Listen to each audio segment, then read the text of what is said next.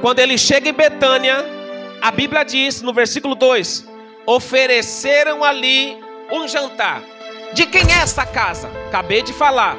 Marcos capítulo 14, do 1 ao 3, vai nos informar que essa casa é a casa de Simão, o leproso. Simão leproso não é porque ele está leproso.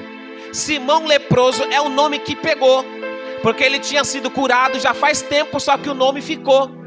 Independente do nome, do passado que ficou, Jesus entrou dentro da casa dele. Sabe por quê? Porque Jesus não trabalha com o passado, Jesus trabalha com o presente.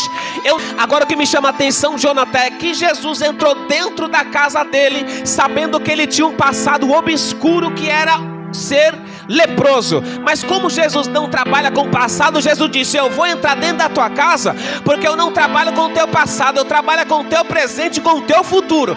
Deus vai entrar na tua casa.